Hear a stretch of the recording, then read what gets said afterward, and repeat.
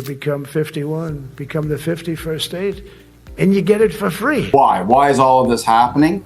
Well, because Donald Trump is seeking to distract from his own challenges, and we become almost the de facto default punching bag for Trump when he needs to make news. He goes back to the 51st state. Each time Washington is under pressure, Canada seems to take the hit. In the first days of October, President Trump revived his favorite line about Canada becoming the 51st state while also announcing another round of tariffs. Softwood lumber shipments from Canada now face more than a 35% duty after the latest increase. And starting October 14th, upholstered furniture such as couches and chairs will be hit as well. For many Canadians, this feels like being turned into a political prop. Whenever Trump faces a government shutdown or domestic turmoil, Canada becomes the easiest distraction. But the bigger story here is not just the unfair targeting. It is whether these repeated blows to Canada actually end up hurting the United States itself. The list of tariffs has grown steadily throughout 2025. Lumber, furniture, pharmaceuticals, even film and entertainment have all been floated as potential targets. On paper, this looks like an offensive strategy designed to pressure Ottawa. In practice, it raises costs across North America. Softwood lumber is critical for housing construction in the U.S., and a 35% duty means higher input prices for builders and ultimately for American families. The same is true for furniture and other consumer goods. The Conference Board of Canada has already noted in September that industries tied to autos and manufacturing are struggling under these tariffs, and the effects ripple back into American supply chains. Trump's approach may create a short-term applause line, but it risks hollowing out the very industries he claims to protect. Rather than strengthening U.S. leverage, it ties both economies into a cycle of higher costs and greater uncertainty. Prime Minister Mark Carney has chosen not to negotiate publicly with Trump. His August 1 deadline for a deal passed with no breakthrough, yet the government insists conversations are continuing. This silence has been criticized at home, but it reflects a strategy of avoiding public sparring that Trump could exploit. At the same time, Carney is preparing to define his government with a new budget on November 4. Domestically, critics say Canada is not setting the right conditions for investment. Internationally, Carney has been traveling to London, Europe, and Asia to diversify trade ties. Deals with the European Union, the United Kingdom, and Indonesia are being pursued, while investment in critical minerals like cobalt and nickel is meant to secure Canada's place in the electric vehicle supply chain. These efforts are not quick fixes. They take years to mature, but they show a long-term plan to reduce dependence on the U.S., even as new tariffs pile up in the short term. The contrast is striking. Trump leans on tariffs and rhetoric about Canada as a way to shift attention from domestic troubles. Canada absorbs the immediate shock, but it is not without options.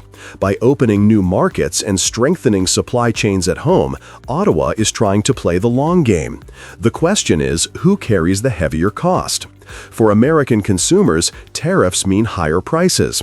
For American industries, they mean disrupted supply lines. For Canada, they mean short-term pain, but also a stronger push to diversify. In the end, what was meant to weaken Canada could end up undercutting America's own economy. The pattern of turning Canada into a punching bag may help Trump score political points, but it risks backfiring in ways that erode U.S. economic strength. And that is the reality both countries now face as the trade fight deepens. Forget about President Trump. The guy drives me crazy. Let's focus on what we can do. We're going to continue growing, continue investing in the film industry. The film industry is very strong here. Let's start putting money back into people's pockets. Put money back into companies. Make it the most competitive area anywhere in the entire world. In late September, Ontario Premier Doug Ford openly dismissed President Trump's proposed tariff on foreign films. Ford's message was blunt. Ontario has built a screen industry worth about $3 billion, with a clear ambition to grow to $5 billion. For him, the focus should be on expanding opportunity at home rather than chasing after disruptive policies south of the border. This clash over films might sound like a niche dispute, but it tells a larger story. Under Trump's second term, tariffs have become the centerpiece of U.S. economic policy, stretching far beyond steel, aluminum, or autos. From early 2025, Canada and Mexico face 25 to 35% duties on non-compliant goods.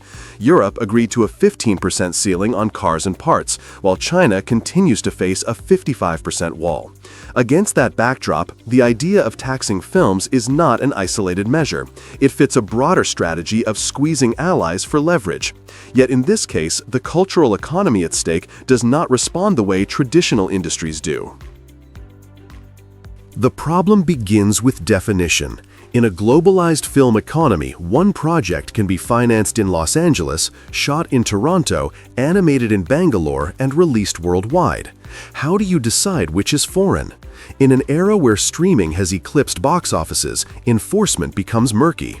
Would a platform pay tariffs on every series filmed outside the United States? Studios will adapt by rerouting production budgets to countries offering stability. Ford highlighted Ontario's response: create a competitive environment, cut taxes, and market local talent. With skilled crews and infrastructure, the province is ready to catch projects uncertain about U.S. policy. The industry already generates $3 billion and aims at $5 billion, positioning Ontario as a safe harbor if Washington creates confusion. Cultural tariffs rarely stay in isolation. Other countries have tools to retaliate, whether through quotas, subsidies, or promotional budgets that encourage global productions to avoid the United States. For U.S. distributors, a thinner pipeline of international content means fewer choices for consumers and higher costs without necessarily adding new American jobs. Meanwhile, Canada is pushing diversification. In the past year, Ontario attracted over $40 billion of investment across sectors, and Ford has emphasized growing ties with Europe and the United Kingdom. That same approach now applies to film. If U.S. trade walls rise, productions will not simply shrink, they will move.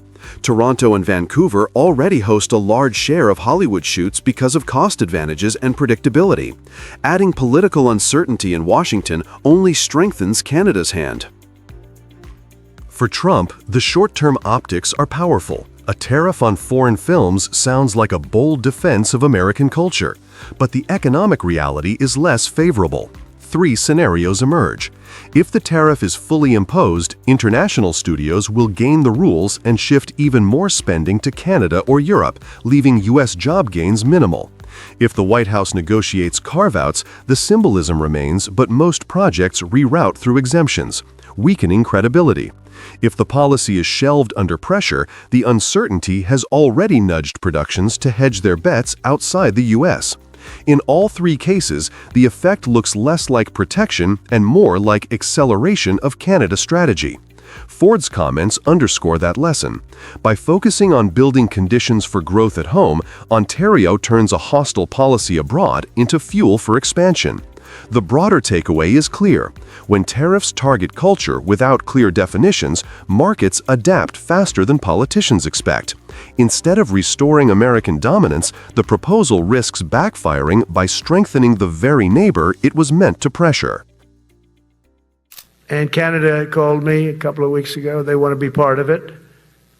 To which I said, well, why don't you just join our country? You become 51, become the 51st state, and you get it for free. Canada does not shrink from global challenge. Well, I disagree with anything that guy says. He drives me crazy.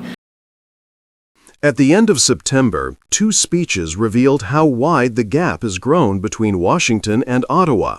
In Quantico, President Donald Trump stood before military leaders and celebrated America's new missile defense project called the Golden Dome. He described it as the most advanced shield in the world and then pointed to Canada. According to Trump, Ottawa wanted to join, but his reply was blunt: become the 51st state and you get it for free. Meanwhile, in New York, Canadian Foreign Minister Anita Anand told the United Nations that retreat is not an option and Canada will not turn inward. The contrast could not be sharper. Trump frames tariffs and security as bargaining chips, while Canada insists on independence and global engagement. This is the stage on which the tariff battles are now playing out. Since returning to the White House in January 2025, Trump has rolled out a new wave of tariffs that even America's closest allies did not expect. Lumber, kitchen cabinets, heavy trucks, and branded medicines have all been swept into the tariff net. For Trump, these moves prove toughness. For allies, they send a message that friendship does not mean exemption. The administration argues that the strategy is already paying off. In his Quantico speech, Trump claimed that the United States attracted $17 trillion in new investment in just 8 months, a figure he contrasted with the lack of inflows under President Biden.